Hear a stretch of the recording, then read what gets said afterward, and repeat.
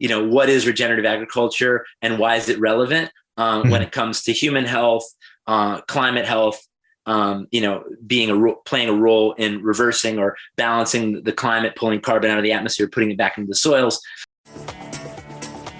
Hi, I'm Brilliant, your host for this show. I know that I'm incredibly blessed. As the son of self-made billionaires, I've seen the high price some people pay for success, and I've learned that money really can't buy happiness. But I've also had the good fortune to learn directly from many of the world's leading teachers. If you're ready to be, do, have, and give more, this podcast is for you.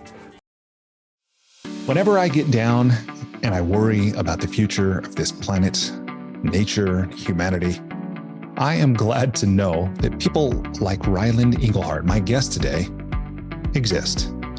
Ryland is one of only 2 guests in 4 years that I've interviewed for this podcast who is not an author, but he is an artist. He's a filmmaker, an activist, a teacher, an entrepreneur, and a philanthropist. He's a lover of people and of life. Ryland co-founded Kiss the Ground in his living room with a friend 10 years ago. It's a nonprofit organization that he leads today as executive director. Ryland is also the producer of the Kiss the Ground documentary and a host of the podcast by the same name.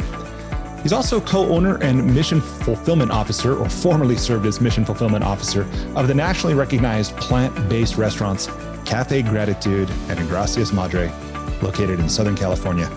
And he's the co-creator of the documentary film, May I Be Frank? In this interview, we talk about a lot of great stuff. We discuss sacred commerce, using business as a force for good, the possibility of restoration and a regeneration economy, gaining a sense of optimism toward the future of the earth and humanity, how we can heal and regenerate the earth and ourselves. We discuss one of Ryland's strategies to deal with challenging moments and to avoid closing down or shrinking from difficulties. We talk about finding our thing, whatever it may be, and creating ways to express what we value. We discuss Ryland's sustainability efforts through Regenerate America, his latest initiative. We talk about building and solidifying habits related to creativity and writing. And we also talk about why Ryland and his dad got matching Be Love tattoos, and why Ryland and his wife Sarah had a tattoo artist give those same tattoos as party favors at their wedding when they got married. So you can learn more about Ryland and the work he's doing at kisstheground.com. You can get involved or learn more at regenerateamerica.com. And you can find Ryland on some socials, Instagram and Twitter in particular, and maybe some more at Love Being Ryland. With that, I hope you enjoy and benefit from and get involved in this possibility of regeneration with my new friend, Ryland Engelhart. Ryland, welcome to the School for Good Living. Thank you, Brilliant. I'm grateful to be here and grateful to be in the School of Good Living in this present moment. It feels like there's a rich space for learning and discovery and sharing. So really grateful. Yes, I think so. Will you tell me, please, what is life about?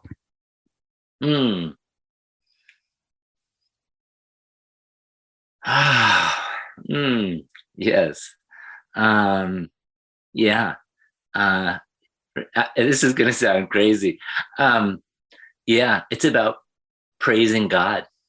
I mean, not in a fundamental, like, it's about, like, I've had that explicitly, like, those whispers come into my mind, and I don't normally articulate it but praising, like, being in gratitude for existence, for life, for those we love, for the elements of nature, for being able to experience the beauty of this creation, and allowing ourselves to feel the bigness of that.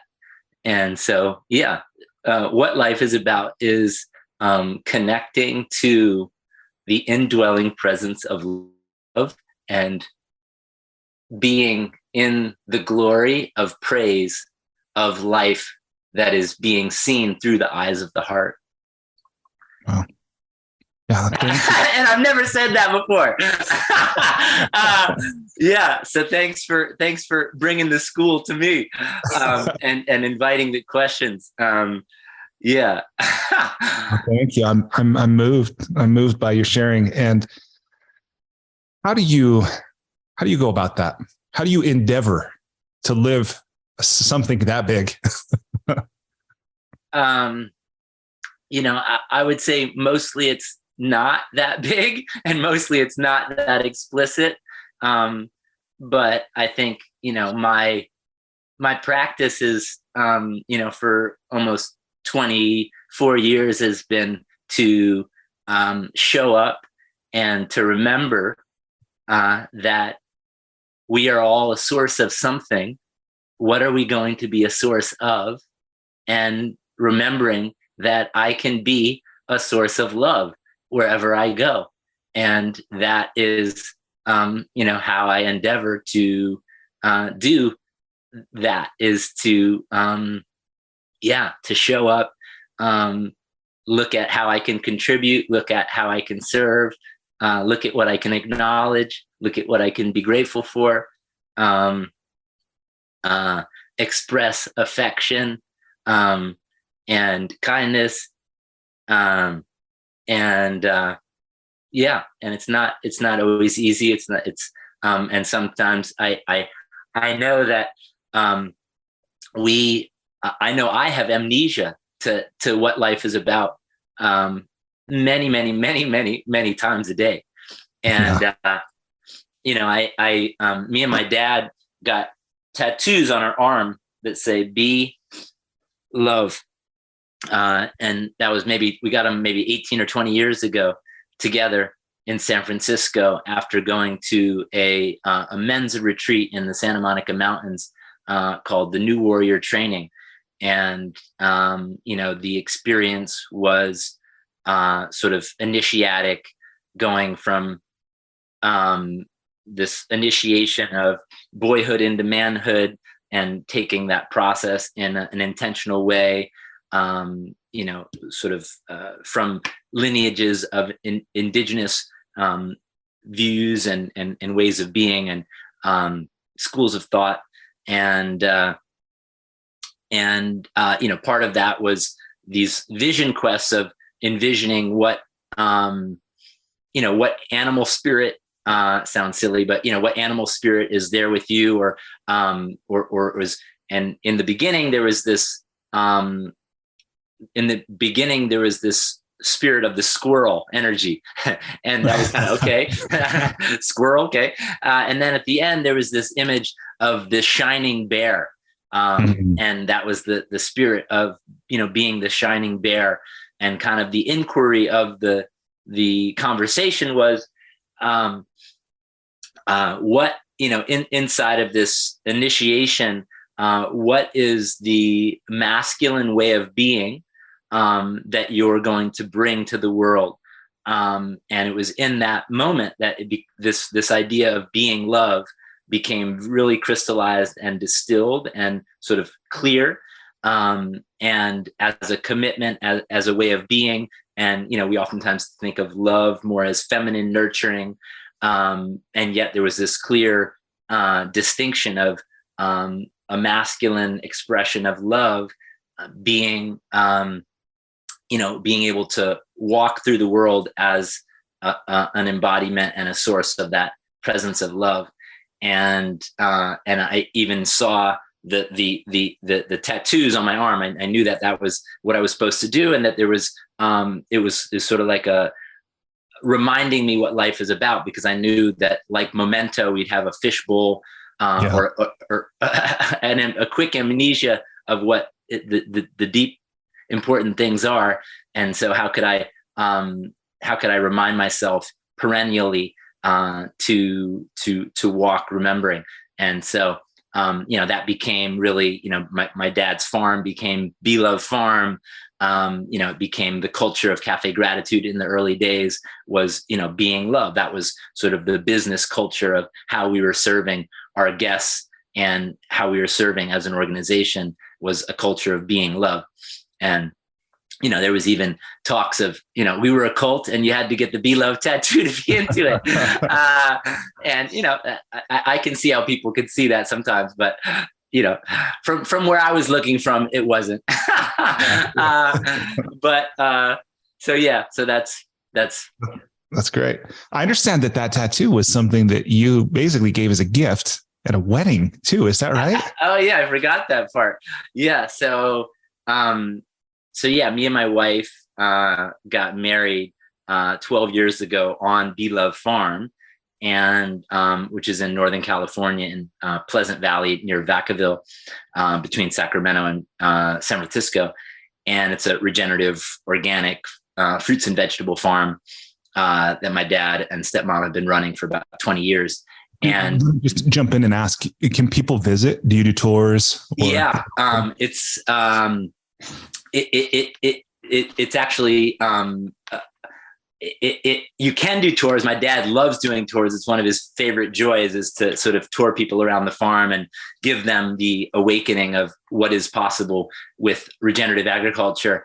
But actually, beginning of next year, they're moving to Idaho.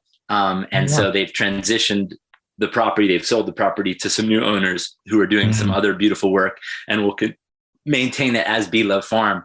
Right on. But people can check out belovefarm.com. You can go and check out the farm store. You can go get a tour. It's an amazing gem of creation. Right on. Well, thanks for letting me interject. But okay, so back to the story. 12 years ago, your wife.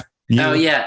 So we're getting married at Be Love Farm. It was a big sort of community wedding, probably 300 people under a tent, because my parents lived in a yurt for the first 10 years on the property. They had an outdoor kitchen. They cooked every meal outside. They lived in a yurt. And so we had a 300 person wedding without a house to support. We ended up doing the dishes because we didn't hire for 300 people the next day. That's another story. But the tattoos, I had a friend who was an amazing tattoo artist, and graffiti artist named Ches One. And I asked him, we just had the insight, like, instead of having a chintzy, kind of like shampoo bottle with like Sarah and Ryland's love forever, we thought, why don't we have people can have a memory and a commitment of this way of being love, and we could initiate this sort of cultural commitment to a way of being as a collective, as a community. And so we were giving free tattoos as the party favor at the wedding for a wedding. I still think it was a brilliant idea. My wife, but anyways, it was. I think like probably 70 or 80 people signed up to be on the list. I think we only got maybe 25 or 30 people ended up getting the tattoos. We had 2 tattoo artists working for maybe 6 hours giving tattoos. Holy cow. It's pretty cool. Yeah. That reminds me of that thing about the breakfast, the pigs and the chickens contribute differently, right? What is it? The chickens contribute, but the pig is committed? Oh, wait, I've never heard that story. Oh, you heard that? Right. Uh-huh. So anybody who comes to a wedding and leaves with a tattoo, like that's a commitment right there. Yeah, super commitment. That's cool. Well, good. Well, right before we hit record, we were talking a little bit about what you're up to, and not a lot about your life journey. I hope to explore a bit of that here. But you used a couple words that I might need to go look up. A trophic cascade of something. Tell me about what is this? And I suspect it probably connects very directly to Regenerate America. Maybe we can jump in there. Yeah, no, I think maybe before Regenerate America, Kiss the Ground, because I think that's take me through it. Yeah. So Kiss the Ground is a nonprofit that I founded with a good dear friend about 10 years ago in my living room in Venice when we were opening the Café Gratitude there. And really what it is, was I, at the time, was, living in Los Angeles, running a plant-based vegan restaurant, felt like I was on the cutting edge of sustainability, paper straws and compostable cups and, no plastic bottles in our grab and go and, compost, and, organic food. And that this was the apex of sort of the North Star of where we needed to go as a society and as a civilization if we wanted an habitable planet in the future. And I was invited to go to New Zealand to speak at a conference called the Healthy Living Conference in Auckland. And basically, I gave a talk on sacred commerce, which was the business philosophy of Café Gratitude. And my folks wrote a couple books and they created some workshops. And I was sort of the next gen of, leading those workshops and sharing those distinctions with, community, with, our employees, with the culture that was built around Café Gratitude. And so when I was there, I found myself in a audience of a panel discussion called "Can Human Beings Sustain Life on Planet Earth?" And basically 5 of the 6 experts said no, that we can't, that we're heading into the Anthropocene, we're heading into the 6th mass extinction, and it's much worse than most people led on to. And, it was a very sobering conversation, and it was like a sort of like lightning bolt of attention. But then what came right after that sort of conversation of hopelessness and despair and sort of apathy was a conversation that I'd never heard before. And that was one about soil and just the profound life, the web of life that is in soil, and that essentially soil is this remarkable sponge, this skin of the earth. It's called the ecstatic skin of the earth because it's this 25% of all the biodiversity on the planet lives in this living, 6 to 12 inches of topsoil, that covers the planet. And essentially, again, I thought I knew all about organic agriculture, the reasons for it, but what was connected in that moment was that the way that we manage land, agriculture, for the most part, could go from arguably the most destructive system on the planet, which is what we know, like chemicals, waterways, tillage, destroying biodiversity, fungicides, herbicides, pesticides, all these things that have all these downstream effects. And yet we had never seen the picture in front of us that soil is this beautiful storage shed that could actually hold all the excess carbon that's in the atmosphere, and that the way we could harness that carbon back into the ground could actually be the way that we're landscaping and managing and doing agriculture around the planet. And that essentially every leaf, blade of grass, every tree could play a role in sipping that carbon out of the atmosphere, putting it safely down into the soil. And by doing so, we could glue the soil back together, make healthier, more productive farming systems with less inputs, make farmers have more money and be able to sell clean, healthy, nutrient-dense food. And I was like, wait, how am I the health food, raw food, health nut evangelist? And I have no idea about this opportunity of soil and agriculture being a restoration economy, a regeneration economy, that we can actually go from not just like slowing the car down, going off the cliff slowly, we can actually turn the car around and create more life, more productivity, more natural beauty on the planet in 7 generations forward than is today. And a framework to actually see that that's possible, being that I was just in the framework of total apathy, total hopelessness, total we're effed.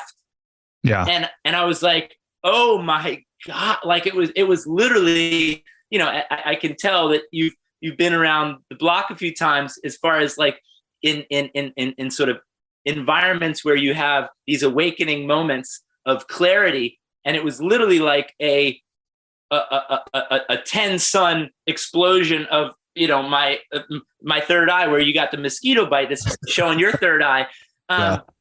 And essentially it was like, oh my God, this is like, I saw, and I said this earlier, when, the more beautiful world our hearts know is possible, I could see the way forward. I could see something, that there was a new distinction that made life in the future better, healing, and restored. And there was no framework in my mind with all the sustainability language and application and practice. I didn't see a future where healing and restoration and regeneration was possible. And so when I saw that for the first time, I mean, it was huge. Like it was like you could say it was like somebody going from an atheist or not having any to like having an experience of, the divine, and being like, oh my God, this is what it's all about. And so I just, this guy, Graham Sade, I just glommed onto him and it was like, tell me more. Like, what do you, and so I approached him. I went to his talk the next day. I then ended up, inviting him to come to Los Angeles. And I started just putting him in front of audiences that, like, the most influential audiences that I could find, and started to build this awakening around regenerative agriculture. So that ended up, turning into a working group that turned into a nonprofit with a mission of how do we awaken the world to that regeneration is possible. Our mission is people are awakened to the possibilities of regeneration. And then back to your point of trophic cascade, I know you mostly have authors on here, and I sort of somehow slipped through the crack.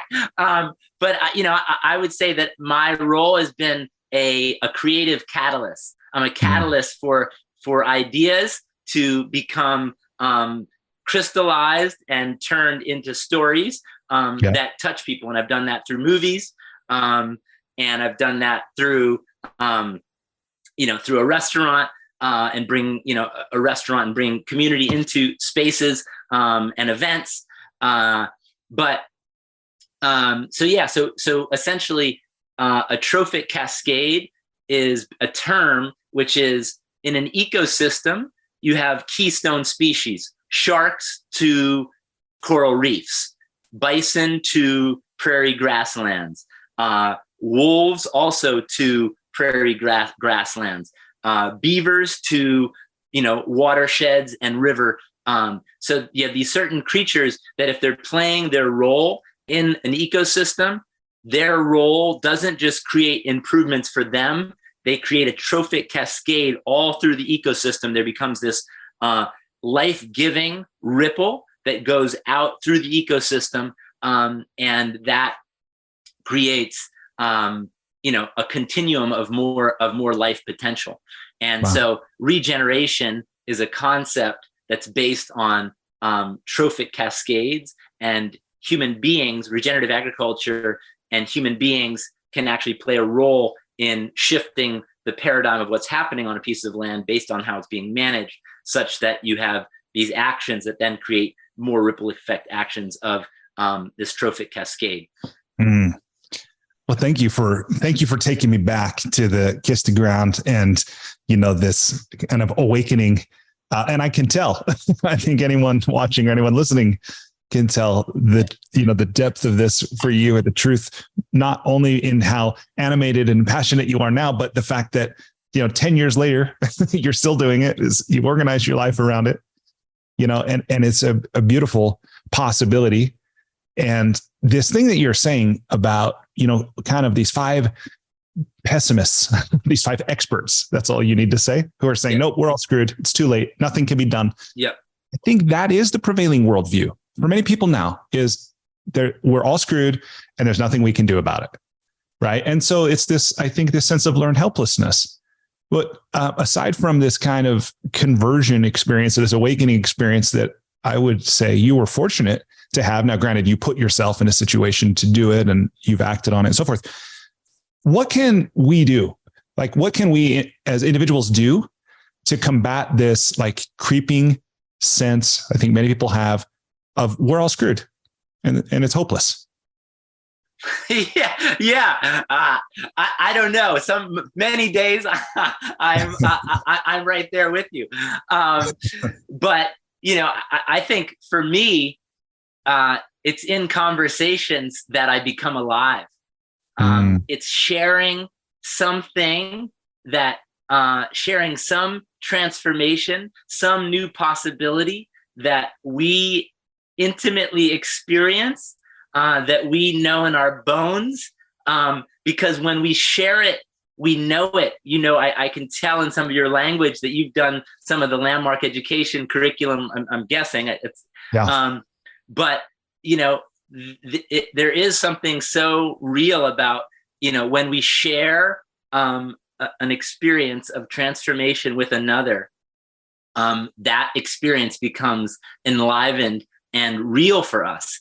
And so, I think that, that, and I'm just present to it now, and I'm becoming more animated and more excited about my mission than I was 3 hours ago, and given the opportunity that I'm sharing about it, versus just thinking about it or, delegating tasks about it. But so, I would say,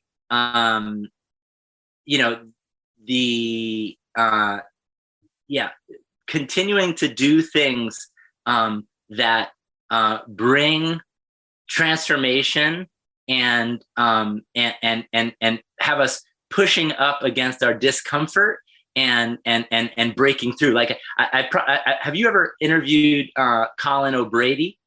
No, I don't know Colin. Have you heard his name or no? No, I'm not familiar. He's an amazing kind of explorer and human potentialist who's like climbs Mount Everest, climbs the next mountain next to her. The following, he's done the most. He's rowed across, between Antarctica and the South Africa unassisted. Wow. He's walked solo across Antarctica on a solo ascent, and he just wrote a book called The 12-Hour Walk. And it's basically about when we can, when we can put ourselves in situations where we confront our fears and lean into the discomfort, we experience aliveness and breakthrough. And I recently did the 12-hour walk up the Sespe Creek, and it was beautiful. I really I experienced. I saw how, as I'm getting older, I'm 42 years old, and I'm starting to, sort of bolster myself from fear or threat or, discomfort. And this was like me breaking out of that, walking 12 hours unassisted up a stream bed, up into the wilderness, and, knowing that, there was something at risk. I could sprain my ankle, and, it was and fall, or, and there was just, all these layers of fear that I had to push up against. And I just really saw for myself that, that ultimately, we're going to be afraid of, life and what's coming at us. And we can either sort of, position ourselves so we don't have to face it, and we can live in the discomfort of avoiding those things, which just ultimately creates a subtle anxiety, and and we just live in that state of subtle anxiety and sort of numbness. Or the only other option is to lean into the discomfort and kind of feel the grating edge of that. But ultimately, that's where we find the aliveness of this life. And so, I can't remember the question that you had asked, which. Yeah. So I'll bring us back to that because Yeah. I want to kind of double click on some of what you're saying. So the question that led to that was about how can we as individuals Yes. kind of live in this world Yeah. and kind of overcome this sense of we're all screwed, right? This stuff is way too big for me. I'm powerless. Maybe it doesn't matter anyway. And so what I was hearing you say, number one, was this about connecting. Well, what I was hearing was this about aliveness, like finding in conversation and sharing, like with other people, and being shared with, right? Yes. So there's this sense of connection, and we might call that finding your tribe or sharing your truth or signing, right? Yeah. Which there's not a simple prescription for that, but we all can do it.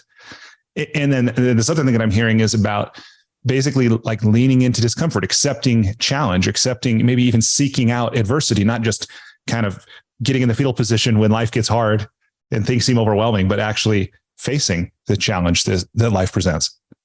Yeah. And pulling those towards you, putting yourself in those challenging, having challenging conversations, like pulling that towards you, because ultimately, otherwise we're just going to become sort of wrapped in the sort of safety and the stagnation of the other, which ultimately I've experienced as just subtle lived anxiety, and then anxiety with sort of cynicism and resignation and then apathy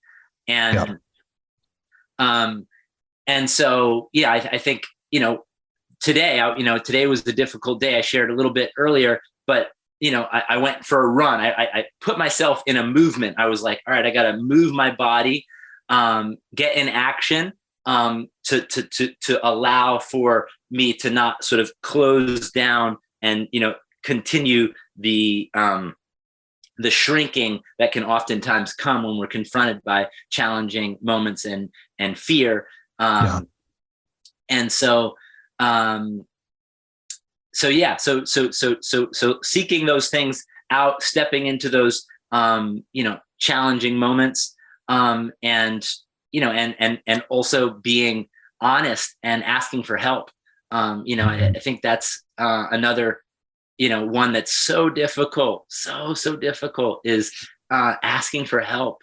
And whether it's intimately asking for help and asking for answers within our own being, or asking for help from those around us, and then really I think when we're in service to something other than ourselves, and obviously we've heard this 1,000 times, but when we're contributing something, so find a way to serve, find a way to contribute, find a way to be creatively self-expressed.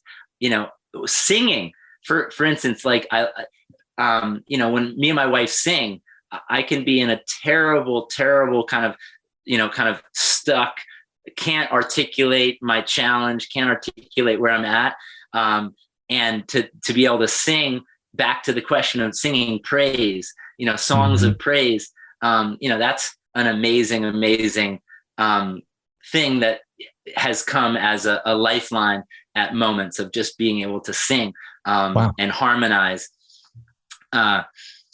But I think just to the topic at hand of regeneration and sort of the condition of the world, I think to have a picture and a vision of something else is possible is important. So we need to find writers, movies, poems that actually can have us go beyond what we're seeing in our view, so that we can see a different view, so that we can live into that future that we're living into, versus the doom and gloom reality that is oftentimes closing in upon us, coming from many places of communication, whether it's media or Instagram feed, whatever that is. So again, not to be shamelessly self-promoting, but Kiss the Ground, the film that I produced, was the my intention was like, how do I give that hopeful, optimistic awakening to the most people? Because if we all knew there was a horizon of hope, we'd start creatively aligning and creatively organizing around that. And so that's why, I'm still so excited about regeneration, Kiss the Ground, because, we're all about awakening people to this new vision of what's possible. And then allowing for the ingenuity of the human spirit to start to organize and create. And again, there's we're one little, grain of, we're one sprout that's expressing this, and, hoping that our sprout can, touch more sprouts, or one candle lighting. There's many people that are expressing similar messages. I think we even connected originally through the Sadhguru connection and Save Soil initiative, which, was like, I've been, connected with him through different moments over the last maybe 8 years. And, I knew he was doing the Rally for Rivers thing in tree planting in India. But I didn't see the super focus on soil. And then, to see him sort of take that on and go huge, was like, oh my God, this is again, the many flares of like the message coming out in different ways, but confirming a similar, problem, but also solution, of regeneration. Yeah, no, that's awesome. One of the things that I want to ask you about here is how, because again, so the kind of behind the scenes on the interview strategy here was both hearing your story and learning from you, which personally I'm interested in, listeners will get, I hope, but simultaneously having a little bit of instruction or even advice for people listening who are maybe not as clear on what is their cause, what is their message. And there's so much need in the world and so many things we could attach ourselves to and devote our time and energy and resources to and so forth. So one of the things that I heard you say in your interview with Rich Roll that I thought was really beautiful, and I might not have this word exact, but you said something about, I think you were talking about when you and your dad opened a restaurant, right? And I think you used the words, we wanted to find a way to be who we said we were in the world. And the restaurant was like the vehicle. That was a way that you were clear. You had done enough introspection and whatever reflection to know what you valued and what you were committed to. But then you went and opened a restaurant as a means of being who you said you were. So that's where I want to tie. So I kind of want to check in with you and see if I've got that right and have you talk a little bit about that. But as you do, if you will, see if there's something you could offer the listener and how they might find their equivalent of that. It's a great question. So the first part was, and I don't actually exactly remember saying, I appreciate what I may have said, but I don't exactly remember it that way. But that the restaurants were, we weren't a,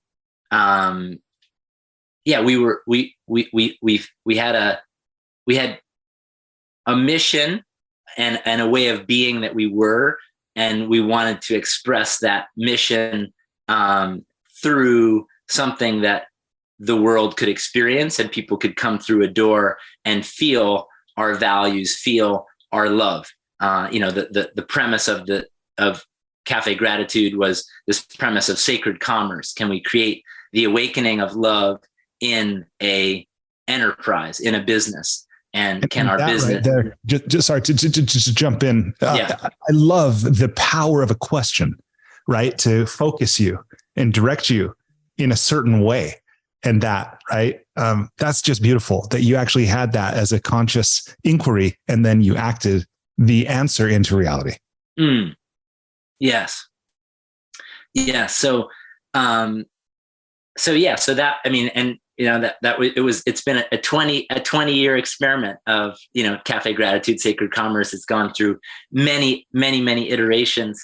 And I think your question was, there's many things we could be doing. How do we find our thing? How do we find our calling? How do we find our thing to serve?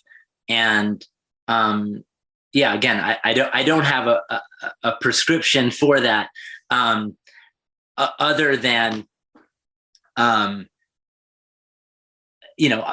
way that I've gone about it is fully committing to things and in experiencing, like jumping full on in the pool with something and seeing if this is it. Because I know that we can kind of toe dip and sort of want to just a la carte think life. And in turn, I think, and I've experienced this myself, we actually never we never become fully enveloped in something. So we never feel the aliveness and the all in on something, which in turn, we never know if it's it. So, I have a distinction. I married my wife, and the distinction that emerged that had me marry my wife was the search is over. Wow. That's powerful. Right. And is this like something that what I might call an awareness? Was it like you met this woman and then this was something you knew, you became aware of, or was it a declaration you made to yourself? Or like, tell me a little bit more about that distinction. It actually came, and I'm guessing you probably have had these kinds of conversations on this podcast, but it came in a plant medicine ceremony of drinking, ayahuasca, and she was laying next to me, and it was her 24th birthday, and we had been together for probably a year as boyfriend and girlfriend. And it wasn't like the main, I didn't go into the ceremony like, give me an answer on if this should, really what was communicated through the communication of the inner worlds of that medicine was seeing that the journey of separation to oneness and unity experience consciousness could be experienced and found through the masculine or through two people, in this case, masculine and feminine coming together in union, and essentially that two becoming one within marriage was the modeling, the metaphor, and the architecture of this practical in the world experience of two becoming one, and two becoming one, not just like marriage, but two becoming one, like individuation and individuality into unity. And that was what was being called as sort of the spiritual journey of that was being asked, was to step into that journey of unity consciousness through the practice of surrendering to this experience of partnership in marriage. And so the experience was, I even was visually in the experience where I was in an ocean of eternal space that was this experience of love, and I was there in the water of this experience, and I was inviting her to join me. And the beautiful thing, there was a complete non-attachment because I was already in love. I was Mhm. already in the experience of love, and I was inviting her to experience post this, expanded state of consciousness experience.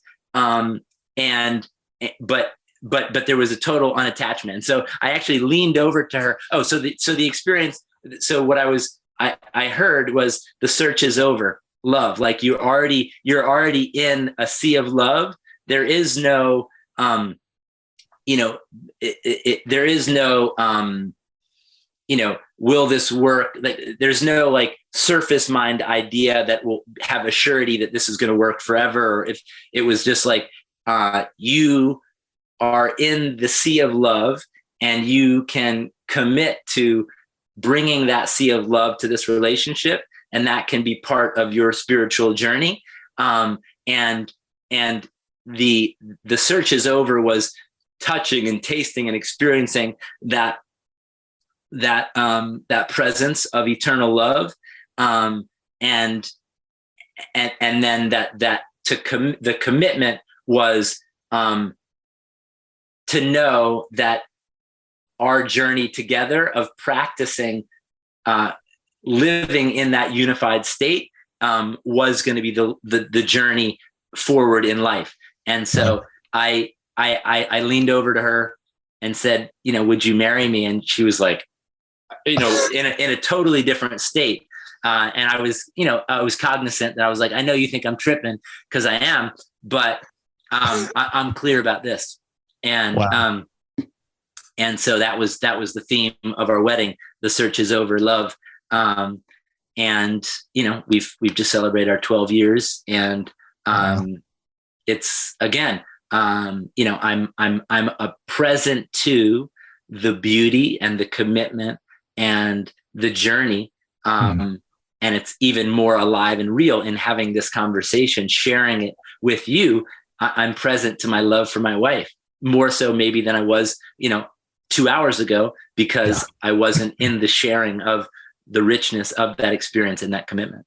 That's beautiful. Thank you for sharing that. And, again, remembering that we got on that thread of conversation from the question of how can people find, I might say find their calling or create a vehicle for them to do the work they're meant to do, or something like that, in a way that you have done with your, with Café Gratitude and so forth. And what I was hearing you say was this thing about full commitment, that you're not a dabbler. I mean, you might try many things, but what you give yourself to, you're committed to, like your marriage here, and making a declaration that any one of us can do at any moment, that we can declare a possibility or a purpose for our lives and live into it. And I think, and maybe I'm complicating this, but what I was really hoping to highlight, because I thought, I think your life might be this example of where many people will get advice like, follow your passion. And if you haven't found it yet, just try a bunch of things until you do. And maybe that's good advice for some people, but for others, it's like, no, that's not it. But instead, recognizing that we can actually create something, like it might be an organization, it might be a startup, it might be a nonprofit, it might be a religion, who knows, that we can create something. We don't just need to like try a bunch of things, trial and error. We can actually create something as a vehicle for the expression of what we value. Because that's what I see you've done through the film, through what you're now doing with Regenerate America, which I want to be sure to ask about before we end. Man, we're already an hour in almost. Amazing. But maybe you can respond to that, about if there's anything there that comes up. Yeah, I mean, again, it's not something that I typically give advice on, but I'm just in the presence of the now moment and the question. I can see where in anything that I've had success in, it really has been, where I've given long-term committed effort, and whether it was the film I made, May I Be Frank. I don't know if you've heard of that. I made a film called May I Be Frank, but that took 7 years to make.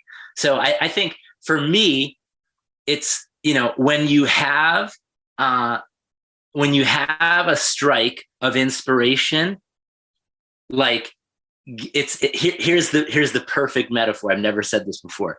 So basically, imagine that you are in the wilderness for the first time, and and you need to survive, and it's cold, and you don't have matches, but you have essentially flint and steel to make a spark. And essentially what I'm seeing is the thing that I've been, blessed and had the fortitude or whatever gave me the insight to do this, was like, when you have a strike of inspiration, put the right kindling, like when you feel something that is like, wow, like that is real, that needs to happen, I'm inspired, like make sure that you get your community, your family, people around you to support that vision, because it can go out as quickly as it turned on. But if we put the right easily burnable, supportive things around that spark, we can capture that spark and turn it into something that can grow and grow and grow. But I think that's one, like that's been kind of my I think just whatever my genius is, like when I have an idea, I let everyone know about it and get everyone excited about it, so that I know it might go out within 24 hours. But if I got 12 people around me that are excited about it, it essentially will reflect back to me in a moment when I have amnesia and I'm forgetting that it was a good idea or it was the thing to do. And so I think that really has been, if I look at the film, May I Be Frank, never having any experience making a film, spending 7 years doing that, to getting that to fruition, bringing Café Gratitude from the Bay Area, sort of, 1.0 version, hippy dippy style, to like, a major institution in Southern California with, 7 locations and, millions of meals served. It was like enrolling a community around the idea, because me as an individual, I'd get snuffed out, I'd get uninspired, but having enough people reflecting that luminosity of that idea and the conviction of that idea, so that it could grow and it could cultivate and turn into something real. Wow, that's really cool. Thank you for sharing that, because that was not an answer I was expecting, but I think it's both practical and it's wise, and it's something people can do. Like, it goes back to what you were saying about asking for help. I mean, that might not occur for people as asking for help, but basically like sharing with people or enrolling them. Hey, tell me what you think about this, and would you be willing to take on some part of it, or do you want to get involved in some way? And yeah. I can see that. That's cool. Yeah, I think people know the sort of talking point of teach the thing you want to learn, right? We've heard that 1,000 times, or maybe we haven't. But essentially, when we're sharing an idea, we articulate it more, we refine it more, it gets sharpened, it gets and it gets more kindling, gets more creativity, and so it has greater volume and it has greater momentum. So I think that's that. If I look, that I can see that is how anything that I've created, it has been through that catalyzing a community around an idea that then has enough stability within the community. It's not just living with me, to where it can actually grow into something real. Yeah, that's awesome. Well, maybe that is then the perfect segue to what you're doing with Regenerate America, because, I don't pay much attention to legislation, what's going on with agricultural policy, yet I know at some abstract level, it affects my life probably more than I know. and this kind of thing. And I'm sure I'm not atypical. This is most people probably, but you've gotten involved in a pretty big way. Tell me what you're doing. Yeah. So, I think I spoke at some pretty abstract and sort of philosophical layers of regeneration. I'm actually wearing a shirt that says degeneration, sustainability crossed out. We need regeneration. So essentially, regenerative agriculture is an agriculture that goes beyond just organic or sustainable. It's about a way that we're growing food, fiber, or fuel in a way where the ecosystem, the soil, the ground, the land, the farm, the ranch is actually getting more productive, more healthy, more organic matter in the soil, more biodiversity of species of life. Water can infiltrate, carbon is being sequestered. So it's essentially how producing things, well, the land that produced those things is actually increasing its carrying capacity, increasing its ecosystem services. So, and that's a sort of a big concept to get, because we mostly think of, the standard thinking is you grow a crop, you've taken something from that system that's going to market, and essentially at a certain point, that land will need to be put back fallow, and so that it can recover. And so regeneration is thinking about, the beginning and the end at the same time, of like, how do we have this system get healthier while we're producing something that can go to market. And so sorry to just jump in right there. I just want to point out, as you're talking, like, as I'm hearing what you're sharing now, this is almost a foreign concept. Like what I'm hearing you say, like our entire economy basically is built on extraction and consumption. And the idea that act of production could actually generate more life than it took is like not even, I think, an idea, not even in the realm of possibility for most of us. That's right. It really is it's a paradigm shifting idea that really changes the game of, again, back to that apathy of, well, if we're growing in population, we're extracting more resources, ultimately there's just an end in sight. Like, it's just, there's no way around that. And it's a zero-sum game. Yes. Yeah. Yes.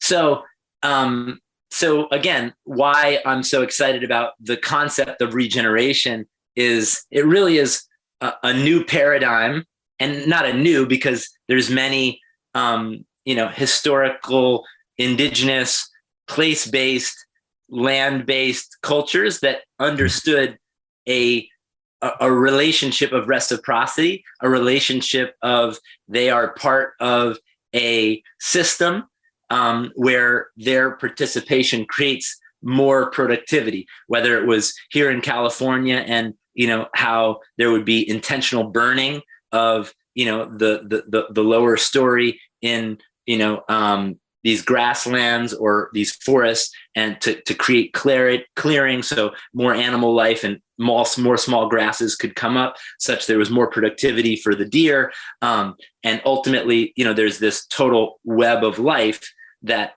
certain key actions that humans could do that would create, again, more life, more potential in this environment could take place based on, a few key actions. So there's like this historical reference point for regeneration. And then there's a modern science, holistic management, pioneering farmers and ranchers, permaculture, all these different, approaches that are sort of converging on similar ideas that, how do we manage, it's like the idea that more cows on less land moved more frequently could create more forage, such that you could have more cows the next year. Like, it's almost like that doesn't make sense, but on some level, again, there's this, dynamic of nature where you have, herds of grass-eating animals that are being moved intentionally around landscapes. And the more of them that you have more poop and pee, you have more hoof prints, and you have more integration of their poop and pee and that igniting latent seed beds, such that you can have more and more forage or more grass coverage year after year, which in turn leads to more and more calories and more consumption for more cows to be able to be managed on that plot of land. So I know we got kind of in the grass and the weeds with regeneration, but it definitely is a paradigm shift for the majority of people that there is this potential of regeneration that is before us, and that agriculture and soil and ecosystems being, a clear place to apply and start learning these philosophical principles and practices. But for those that haven't seen the Kiss the Ground film, highly recommend it. I think there's 10 million views on this documentary on Netflix. It's won over 50 film festivals. It's being used all around the world to communicate, what is regenerative agriculture and why is it relevant when it comes to human health, climate health, playing a role in reversing or balancing the climate, pulling carbon out of the atmosphere, putting it back into the soils. And so, again, Kiss the Ground, we've been an advocacy and education and storytelling nonprofit. We've created over 60 short forms pieces of media, then, leading with the spearhead of the Kiss the Ground film on Netflix.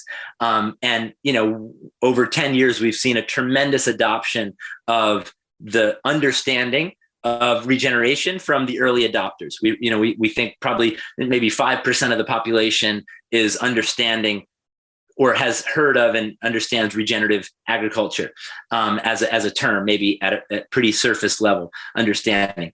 But we see that there's an opportunity to go further, to take us to a tipping point, because we see that really there's what I learned in that first moment. There's not a more profound solution than having nature work on behalf of balancing nature. And it's the most economical. There's 500 million years of research and development that nature's technology has been designing of how to create a balancing act. Because we've had, whether it's volcanoes erupting or comets hitting, we've had moments where there was way too much greenhouse gases to where the planet was unlivable. And it was photosynthesis that was the driver that brought life back into a homeostasis, a balance to where life can happen in the way that we know it.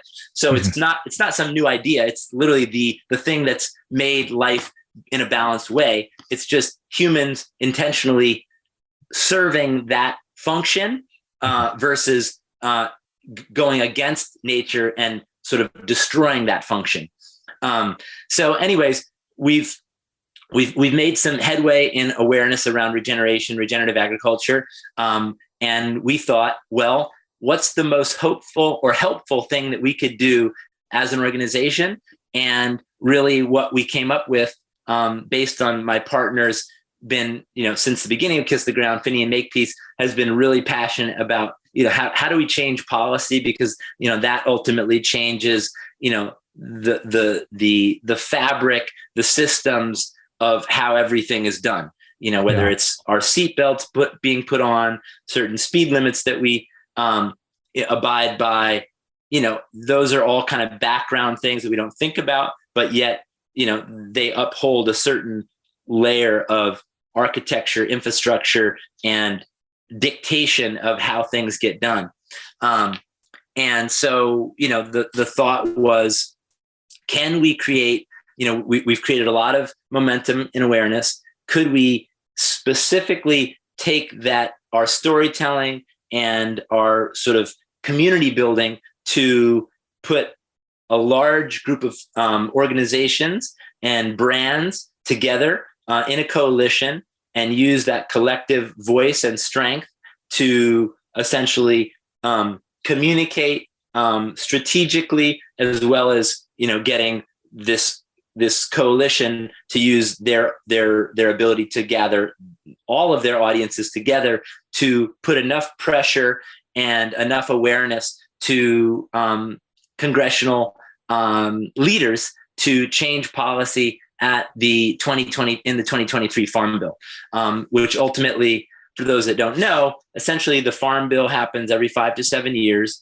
and it's a bundle of legislation that goes from food stamps and food nutrition programs, which about 44 million homes depend on nutritional support programs. I think it's called SNAP, and then so it's about 80% dollars, $850 billion goes to that, and then about 20% goes to agriculture, ag subsidies, crop insurance, incentives, conservation programs, grants to farmers. And so, within that total sum, our thought is if we could move 1% of the budget to support soil health, that could be $8.5 billion. If we move 5%, that could be, $25 billion being invested into soil health. And so essentially our big idea was, can we move the public's perception to that the more beautiful world that our hearts know is possible can come through regenerative agriculture, through regeneration. It can be a solution to climate. It can be a solution to our human health epidemics. We've been sick and unhealthy, which makes us vulnerable to things like the pandemic, because we don't have a strong immune system. Many of us are not healthy and well, so we're just much more susceptible to things such as that. So that this is a way that we can unify, and that, again, we're also in a moment of total polarization of right and left. And could soil be our common ground? Could we see that regenerative agriculture, rural economies, our food system, healthy nutrition, clean air, clean water can be a place that we can find some unity on, and that we can actually invest our tax dollars into? And so, we've been working on this on a year and a half. The Farm Bill goes into effect in September of 2023. And, we've got about 10,000 people supporting the campaign, including 2,000 farmers and ranchers. We have a farmer leadership council of farmers from different regions, agricultural districts across the country that we're kind of elevating their voices and having them be the spokespeople of this campaign. We're showing up at Farm Bill listening sessions, and kind of a big historic moment for Regenerative America was about 3 weeks ago. We brought together some experts for the first ever congressional hearing on regenerative agriculture in Congress, where David Scott, who's the chair of the House Ag Committee, acknowledged that Kiss the Ground was the awakening of the importance of soil health and regenerative agriculture, and why that needs to be a priority. Wow. And it was a pretty cool moment to be, having this idea in my living room with, 3 friends 7 years ago, and then seeing, my co-founder Finian sitting behind the chairman, as he acknowledges that Kiss the Ground is the thing that's really awakened and had him take this path and then prioritization of soil health and regenerative agriculture. Wow. How cool, man. Congratulations on that. I mean, I know it's only a step in the journey, but that's really cool. Yeah. So it's so really, the way that people can get involved is, we're building a coalition. We have 95 organizations that are part of this coalition. So if you have an organization that you think or is thinking that is invested in changing our food system to make more nutritious, healthy food, or also, interested in climate solutions or farmer prosperity, we're definitely building this coalition. So if you're an organization or brand that would want to be a part of that, please email us at info at kisstheground.com. And please check out regenerateamerica.com. And to everyone listening, we're hoping to get 1 million plus signatures to support this campaign, such that we can show there's a big citizen support around this message, in the same way that Satguru, is getting, lots of people to, sign on and be a voice for healthy soil, save soil, hashtagging that, getting, I think they got somewhere like between 1 billion and 3 billion impressions around that message, which again is just remarkable. How can people add their signature? Where do they go? How do they do it? Yeah. So go to regenerateamerica.com, check out our campaign video, and sign on to support the campaign. Join the 10,000 people that have already signed on.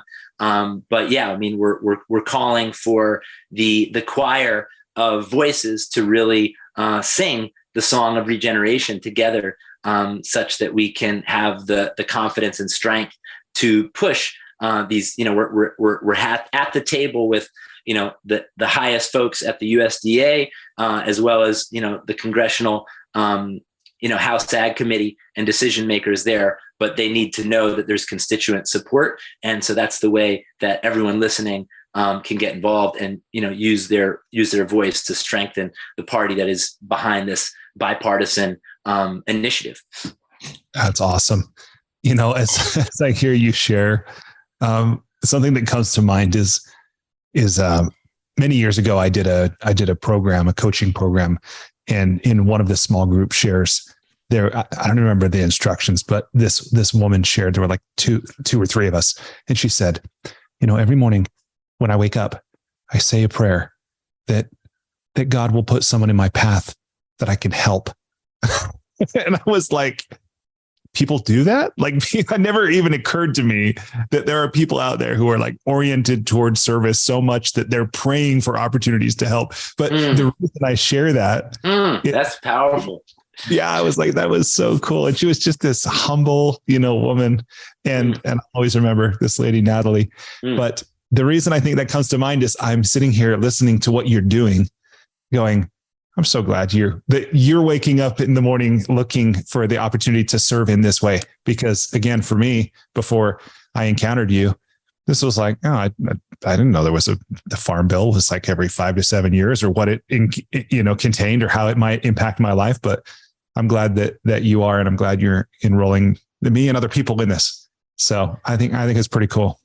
Yeah. I mean, if we think about, our food system is the nexus of everything. It's the nexus of our environmental health, because the majority of the way we manage our land is through agriculture. So it's the nexus of environmental health.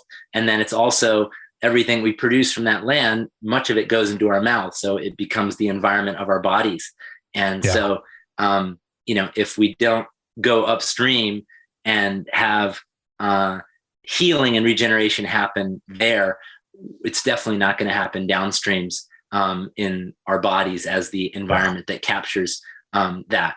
And so, I think it really is the place that we can make a big difference is taking care of our land. And it's the most fundamental, essential thing for all of us is our food and where our food comes from.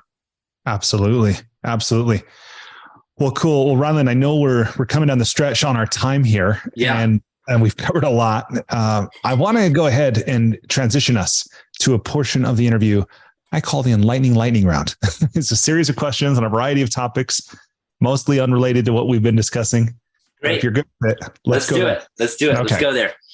All right. So, question number 1. Please complete the following sentence with something other than a box of chocolates. Life is like a beautiful gift. Okay. Question number 2.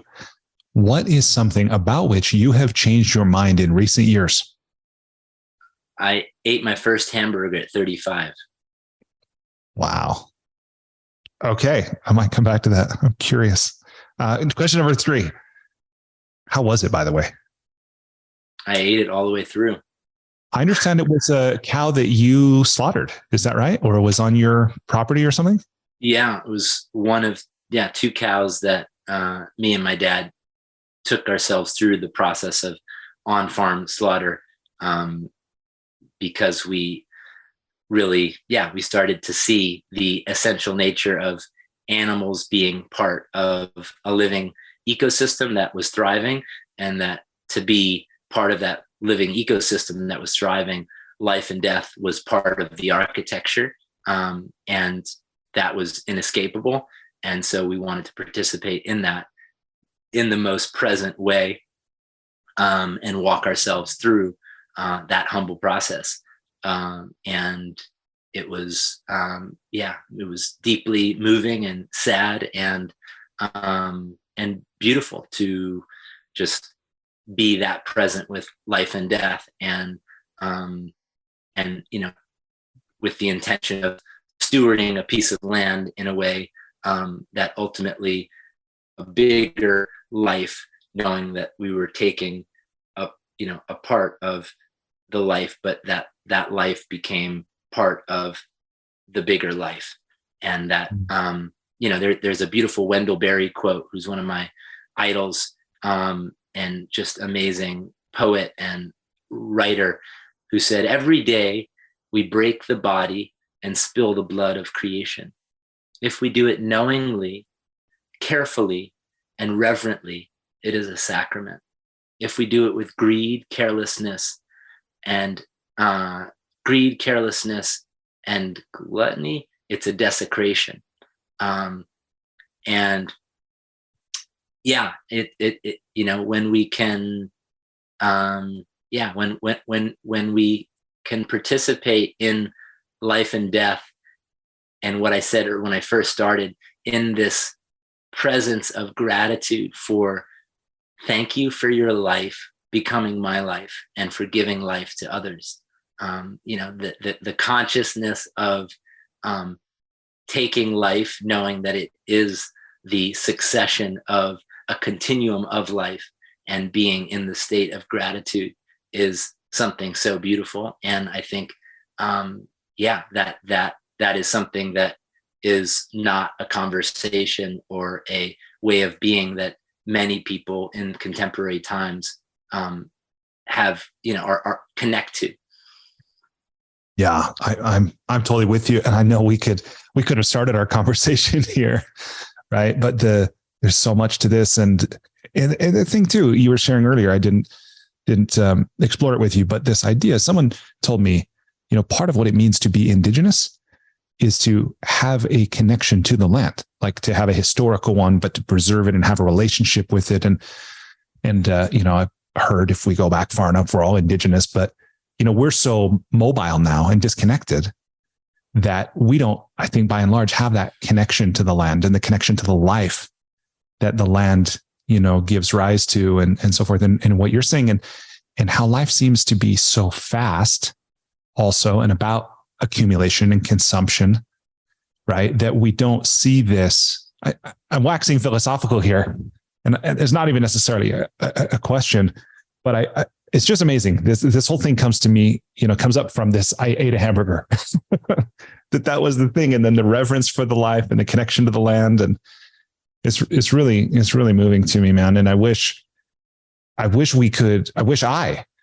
could get myself, like you talk about having amnesia a few times, you've mentioned that, and that really resonates with me. But I want to live in that space of remembrance about the sacredness of life, right? Yes. Me too. Yeah. And I'm present to it and share. I'm not always present to it. I'm present to it. And it's like, I'm sharing it. And now I'm hearing you share it back with me. And it's becoming a real experience, that sacredness. And, I can tell from what you've shared, like, that experience of ceremony, coming together in circle, before the creator, or before what Mother Earth, or before, however we want to articulate the the life of this greater intelligence that we're a part of, and remember our smallness and our insignificance, and yet also our, to use your name, our brilliance and our beauty. And the most beautiful thing in life is being so humbled and pummeled to where we're just flattened. Yeah. And then at some moment there's a little whisper, rise up and rise up and be the beauty that you are in my image and likeness, in my glory, and however, whether that's Mother Earth, whatever sort of archetype is sort of calling us up to stand after we've been pummeled, is an architecture. And I've oftentimes thought that, like, oh my God, the idea of having ceremony as part of a regular life, of course, because that's the tattoo, that's the thing that brings us back to remember that we know the design is that we're gonna forget. So unless you have an architecture to be pummeled and humbled, to remember who we belong to and who we serve, and then be in that space of reverence, we're going to forget, and we're going to live in forgetfulness. And so the design of having a coming back to, or a way that we can recenter that is important. And I certainly haven't found it as like the answer, but just that I'm just present to it now and seeing the opportunity of having that as part of a life design, because it's so important. It's everything. Yeah, I agree, and that I'll keep us moving. I know there's more conversations to come, so I'll meter myself here. Okay, I'm going to get us back in the enlightening lightning round. If you're good, here we go. Yeah. Question number 3. So if you were required every day for the rest of your life to wear a t-shirt with a slogan on it, or phrase or saying or quote or quip, what would the shirt say? Be love. Okay. That's a gimme. That was easy. Number 4. So what book have you gifted or recommended most often? Autobiography of a Yogi. Oh yeah. That book changed my life. What's that? That book changed my life. Yeah.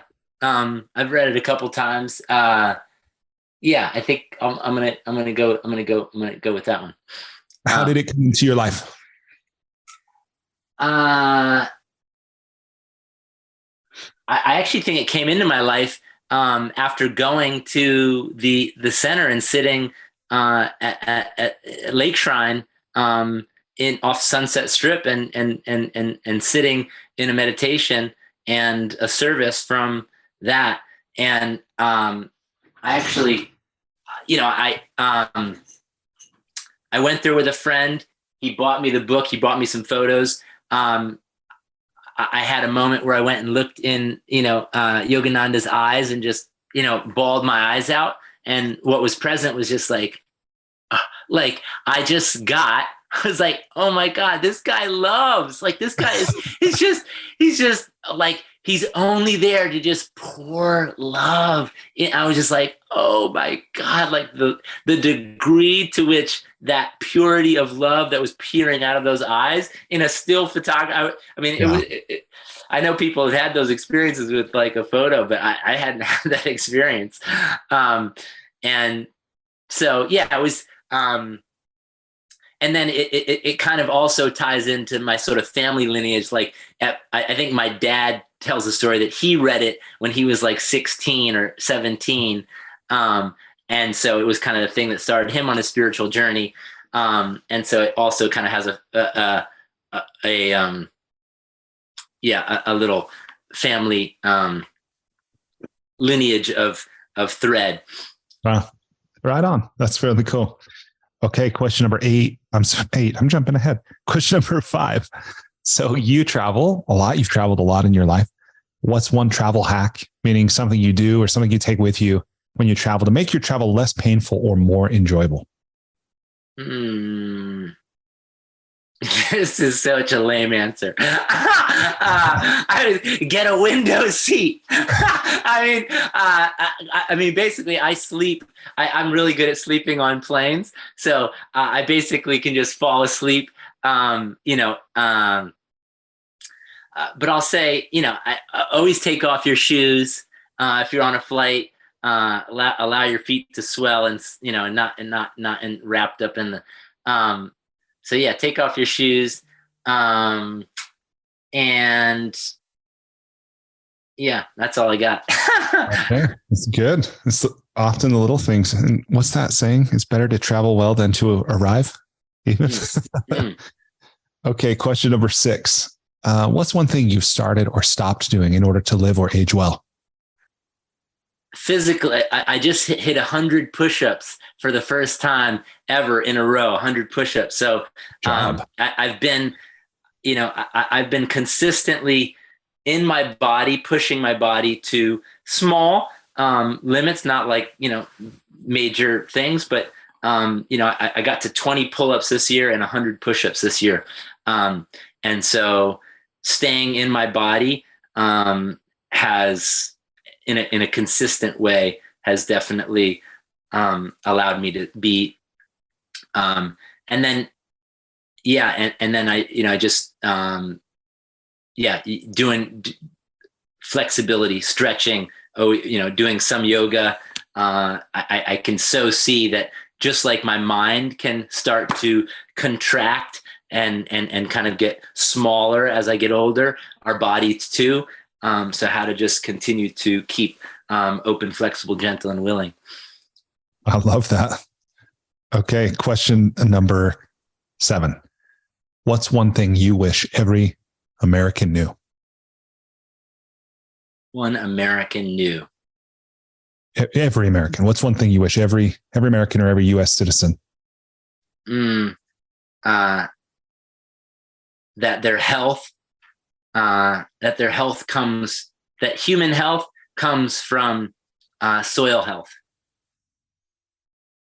Okay. Question number 8.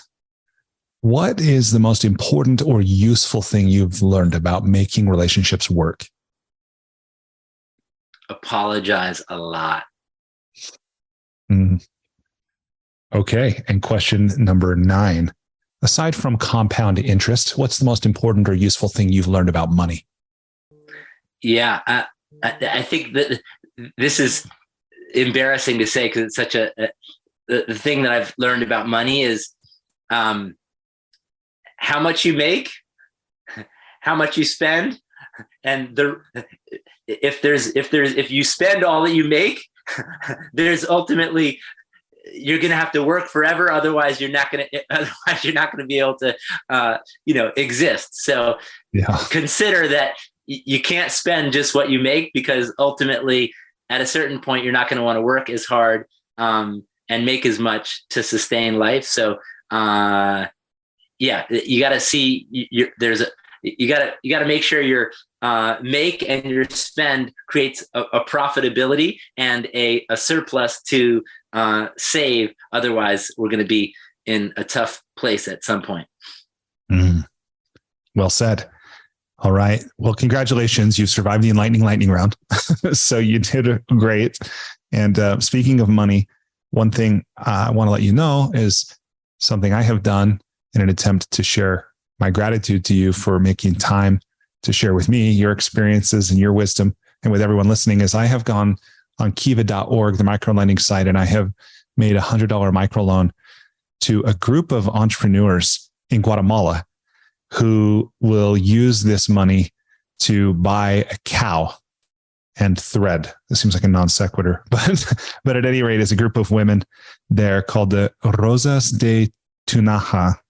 And so this group of young women will have some livestock as a result of this and use that to improve the quality of life for themselves and their communities. So thanks for giving me a reason to do that.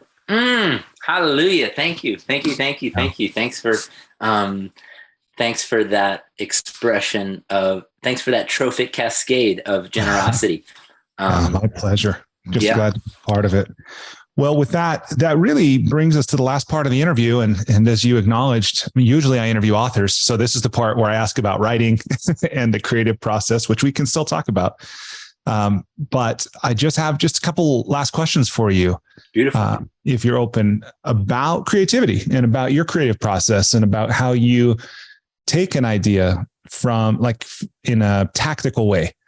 And if there's any tools, if there's any frameworks, if there's any processes, software, like, what do you use to keep an idea? We talked about how you keep an idea in existence with a community and so forth, but in a practical way of project management, time management, research curation, like all this, like, what is useful to you as a creator? It's a big question, but yeah, anything related to that? Yeah.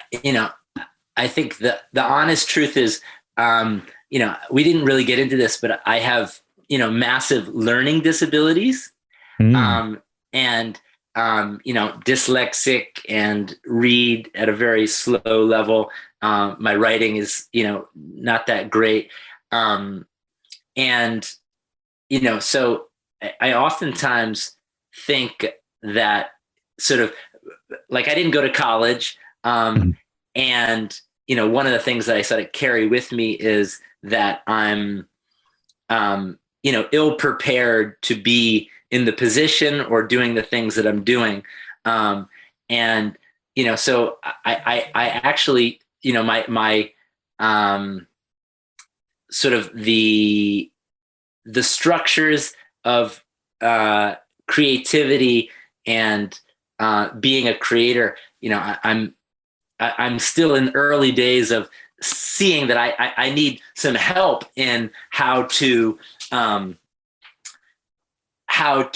really guide and focus creative energy to be fruitful and expansive. I have some of the things that I've shared, but as far as sort of techniques, I don't, I don't have a lot to share in that. And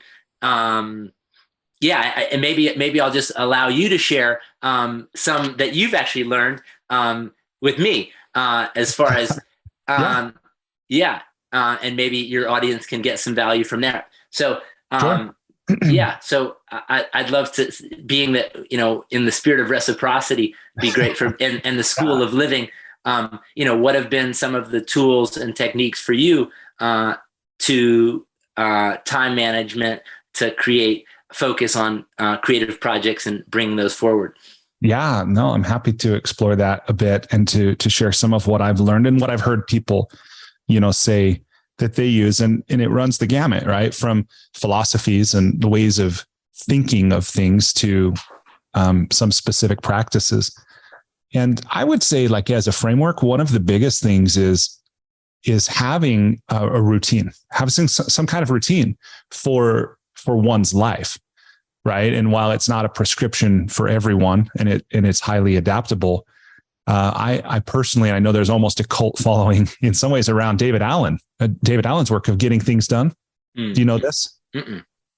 Yeah, he's a kind of a time management and productivity guru, and he wrote this book probably 20 years ago or something, but he has some really practical things that at the heart of them is routine and its process, and the calendar is really the central thing.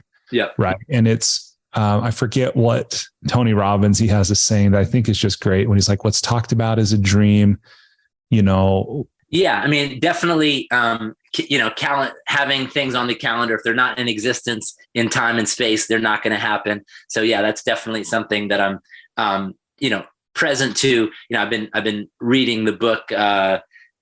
What's the something about Atomic Habits? Have you had that author? Clear. Yeah. And stacking, doing new things, newer habits attached to habits that are already happening, such that that you can. So I've been doing that with like a meditation, and then a physical exercise, and then even some reading or some journaling. So stacking those things together versus doing them separate at different times. So that's been something that has been newly being explored and has been effective. Right on. Yeah, another one. I've heard this before, but I've taken it on this year. Making my bed every morning before I start everything else. That's been admiral, right? Yeah, that's right. That's been really, it creates this completion of like, making something complete before, starting the next thing. It's kind of that integrity, touching it, completing it, such that you can have the clear headspace and to move forward.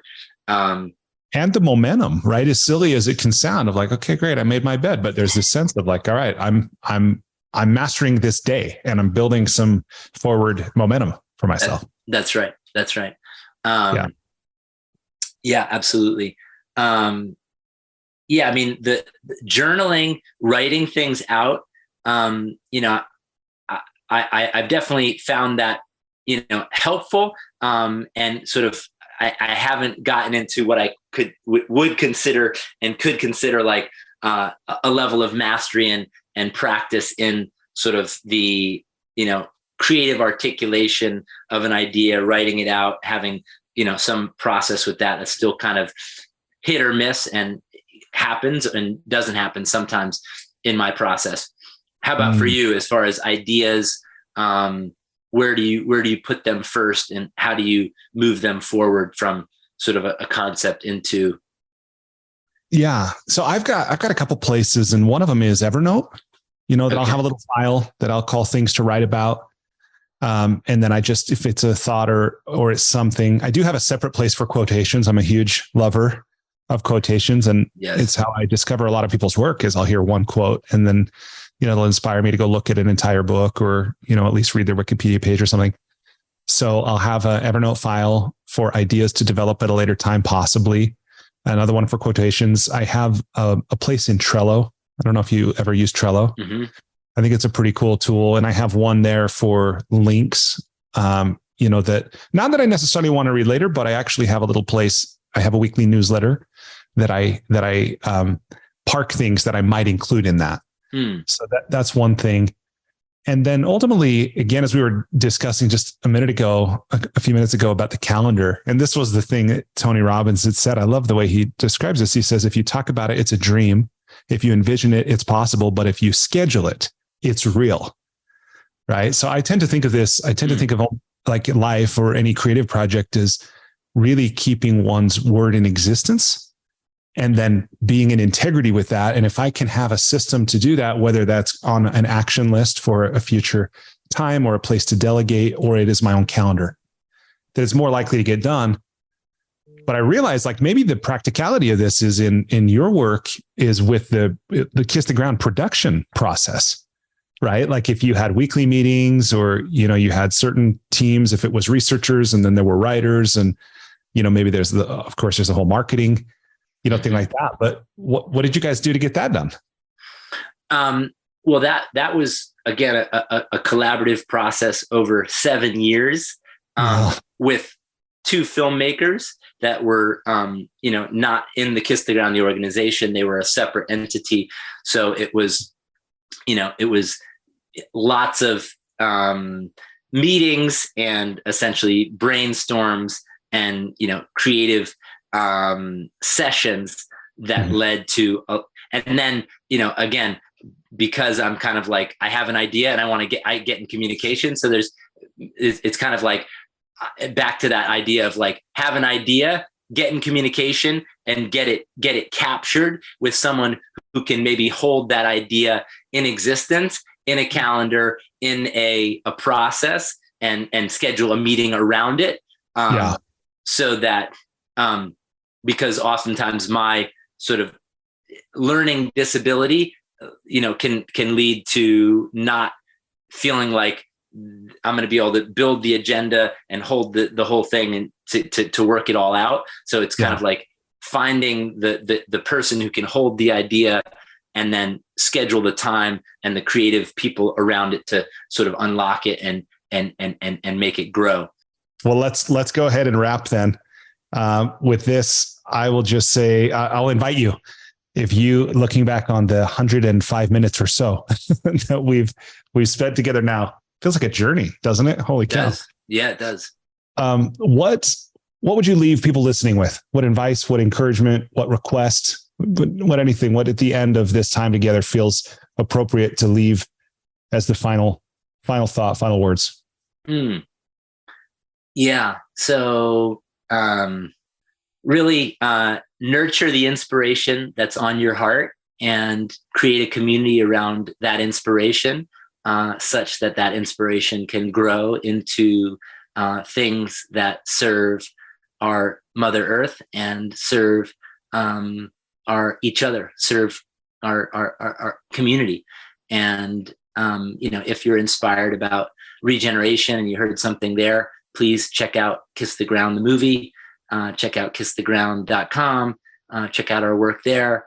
And also, if you want to use your voice for a healthy food system that is healing our bodies and also healing Mother Earth, please send your signatory and your collaboration within the community of people supporting Regenerate America and sign on that coalition and pledge. Would be my ask.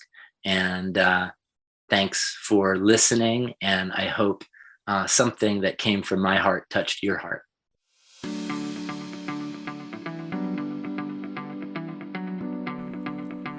Hey, thanks so much for listening to this episode of the School for Good Living podcast. Before you take off, I just want to extend an invitation to you. Despite living in an age where we have more comforts and conveniences than ever before, life still isn't working for many people. Whether it's here in the developed world where we deal with depression, anxiety, loneliness, addiction, divorce, unfulfilling jobs or relationships that don't work, or in the developing world where so many people still don't have access to basic things like clean water or sanitation or healthcare or education, or they live in conflict zones, there are a lot of people on this planet that life isn't working very well for.